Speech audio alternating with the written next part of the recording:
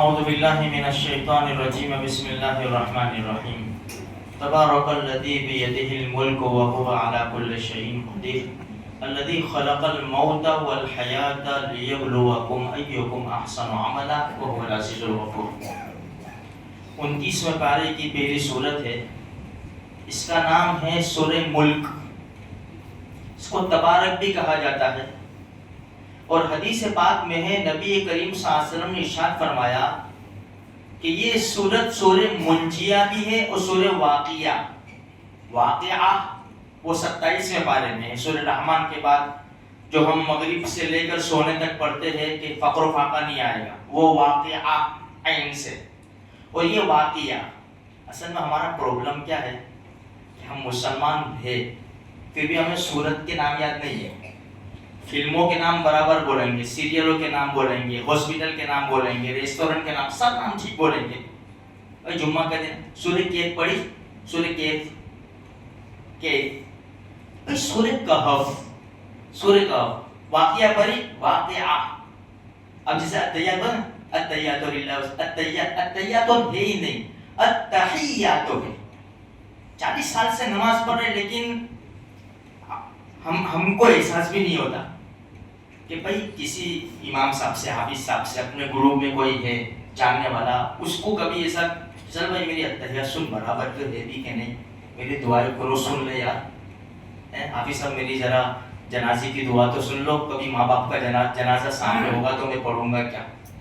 تھوڑی سی فکر کرنے کی میرے بھائیوں۔ خیر، تو اس کو واقعہ یعنی بچانے والی، منجیہ نجات دینے والی۔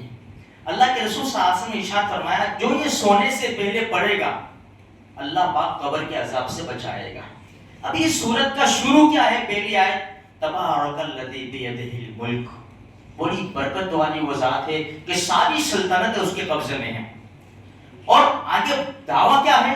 دعویٰ کیا ہے؟ وہو علی کل شیء قدیر، ہر چیز کے اوپر ہماری قدرت ہے، چھوٹی سے لے کے بڑی تک، ہر چیز کے اوپر ہم جو چاہے کرتے ہیں، کیا اور کریں گے، اللہ کی بڑی طاقت ہے۔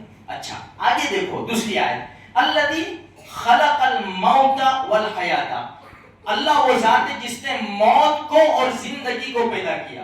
دیکھو پہلے موت کا لفظ آیا، بعد میں حیات، زندگی کا لفظ آیا۔ حالانکہ ہمیں پہلے زندگی ملی ہے، مریں گے بعد میں، لیکن زندگی اصل نہیں ہے، موت اصل ہے۔ اسی لیے کیا کہتے ہیں؟ زندگی کی فکر کرو یا نہیں، موت کی فکر کرو، موت کے بعد جو زندگی آنے والی ہے اس کی فکر کرو۔ تو موت اصل ہے، انسان کتنا بھی چاہیے مر جانا ہے، جب مر جائے گا اس کے بعد پھر موت نہیں ہے۔ تو الذی خلق الموت والحیات، موت اور زندگی کو ہم نے اس لیے پیدا کیا لیبلوکم ایکم احسن عملا، ہم جانچ لیں، انسانوں کو امتحان کر لے کہ کون اچھے عمل کر کے آتا ہے۔ میرے بھائیوں، قرآن ہمیں متنبہ کرتا ہے، ہوشیار کرتا ہے، ابھارتا ہے۔ بہت سارے جنازے دیکھ لیے، بہت سارے دیکھ لیے، بہت ساری قبروں میں مٹی بھی ڈال دی، کئی مرتبہ قبرستان جا کے آئے، ہماری بھی باری آئے گی، ہمارا بھی اعلان ہو جائے گا، جنازے اٹھ جائیں گے۔ میرے بھائیوں، گولڈن چانس ہے، جب تک جسم میں جان ہے نا وہاں تک گولڈن چانس ہے۔ جب موت کا فرشتہ آ کے کھڑا ہو گیا نا بس خلاص۔ اس لیے تھوڑی سی فکر کرو، نمازوں کی پابندی کرو، فجر میں اٹھو، فجر کی نماز بڑی زبردست چیز ہے۔ من صلی صلاۃ الصبح فہو فی ذمۃ اللہ، ہمارے نبی فرماتے ہیں جس نے صبح کی نماز پڑھی وہ اللہ کی حفاظت میں آ گیا۔ حالات تو دیکھو، دشمن ہمارے سر کے اوپر ناچ رہا ہے، صبح کی نماز پڑھیں گے اللہ کی حفاظت میں آ جائیں۔ بچوں کو اٹھاؤ، بیٹا صبح کی نماز پڑھو، اس کے بعد نکلو، جاؤ، پھر جاؤ جاب پر، جاؤ کالج میں، جاؤ کہیں بھی جاؤ، تم اللہ کی حفاظت میں آ جائیں گے۔ اللہ تبارک و تعالیٰ کہیں سنی بات پر عمل کرنے کی توفیق عطا فرمائے۔